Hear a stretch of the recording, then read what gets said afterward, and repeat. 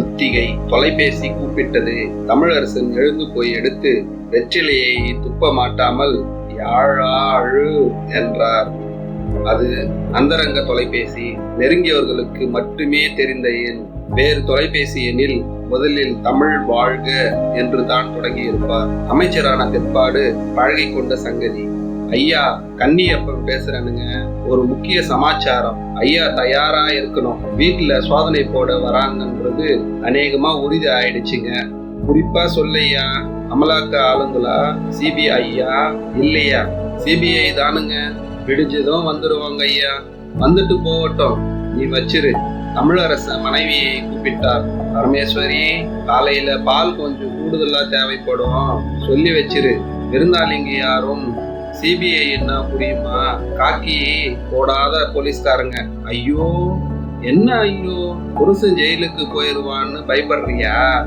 பைத்தியம், 40 வருஷத்து அரசியல்வாதினா, நான் பார்க்காத போலீஸா? நான் பார்க்காத ரைடா? நான் பார்க்காத சரி விடு. பயமா இருக்குங்க. தினசரி பத்திரிகைகள்ல வர செய்திகளை பார்த்தே பயந்தேன். சம்பாதிச்சது போதாதா, விட்டுருங்களேன்னு தலையா அடிச்சுக்கிட்டேன். கோர்ட்டு கேஸ்ன்னு போனா மானம் மரியாதை விசும்ப ஆரம்பித்தாள். பொது வாழ்க்கையில இதெல்லாம் சகஜண்டி. தவிர கொள்ளையடிக்கிறது கௌரவ பிரச்சனை ஆயிட்டது. இப்ப நேத்து வந்தவன் எல்லாம் 20 கோடி 30 கோடிங்கிறான். என் சர்வீஸுக்கு இந்நேரத்துக்கு அந்தமான் தீவுல ஒண்ணு விலைக்கு கிடைக்குமான்னு கேட்டு இருக்கணும். எப்படியோ போங்க, என்னவும் பண்ணுங்க. நான் திருப்பதிக்கு வேண்டிக்கிறேன். உங்களை கூட்டி வந்து மொட்டை போடுறதா? தலைக்கு வந்தது தலைமுடியோடு போயிருச்சுன்னவா? அப்படித்தானே? அட்டகாசமாக சிரித்தார். படுக்க போனார். 40 வருடங்கள். எத்தனை கட்சி மாற்றம், எத்தனை ஊர்வலம், எத்தனை செருப்படி, கொஞ்சா நஞ்ச சம்பாத்தியமா? சிபிஐ ரொம்ப தாமதம் என்று நினைத்துக் கொண்டார். அந்த திருப்பதி லாரி பர்மிட் சமாச்சாரத்திலேயே சிக்கி இருக்க வேண்டியது.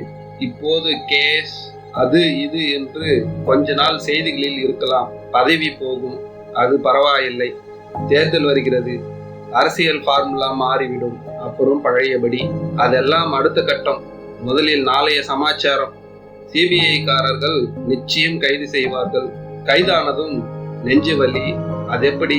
மார்பை பிடித்து கொண்டு தடால் என்று விழுவதா? நல்ல சரிந்து கால் தடுமாறி வேர்த்து கொட்ட வேண்டும். அதற்கு ஏதாவது செய்துவிட வேண்டும். ஏதாவது இன்ஜெக்ஷன். திட்டம் ஒர்க் அவுட் ஆகிவிட்டால் தலைப்புச் செய்திகளில் தமிழரசன்.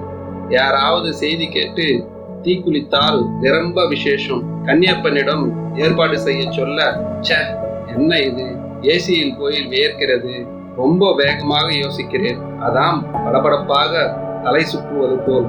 நாக்கு ஏன் வரல்கிறது? ஒரு கிளாஸ் தண்ணி. பரமேஸ்வரி, பரமே, நெஞ்சு வலிக்குது. நன்றி.